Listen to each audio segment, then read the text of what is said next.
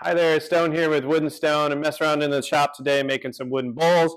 I got the new RIKON Z4 Chuck, which is going to be perfect for this, and I'm really excited to play around with this. I've been hearing about it for quite a while. It has a ton of accessories on there, so this is all the accessories that can come with it as far as the different jaw types. I'll put a link in the description so I can take you right there, but there's a ton of stuff that goes with it.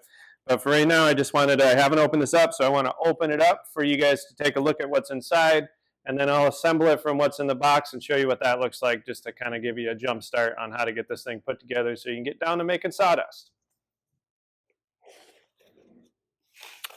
So inside is the owner's manual. There's a QR code on the owner's manual that'll take you to the RIKON website. We got a chuck. We have our jaws. Have a nut. Perfect. Our screws to attach the jaws, and then a couple of T-wrenches to assemble this whole thing. So I will open this all up. We'll come back and I'll show you how to put this all together. Okay, we're back. I got the chuck all assembled. Only took a couple of minutes. All of the bolts that come with it go to hold the jaws into the chuck. Each jaw is actually numbered to the chuck, so I'll show a clip of that, but 1 goes to 1, 2 to 2, 3 to 3, 4 to 4. It actually comes with dovetail jaws, so you can use these to open up if you turn out the bottom correctly. This can open up on the bottom so you could do a bowl without a foot. And then it comes with 2 T drivers. One is to put those nuts in that hold your jaws on so you can switch those in and out.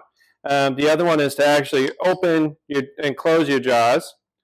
And then this little Allen wrench is for the set screw on the back when you get that locked into your lathe, just as a safety feature. And then it comes with a nut so that you can use this to finish off things like the ice cream scoops or other things, like turning kits. This will go inside the hole of the handle so you can finish off the bottom. So I mean, it's a really nice setup. It's $179 retail, $180.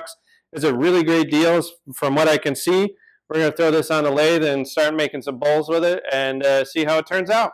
Be sure to like and subscribe, and I hope you have a good day in the shop.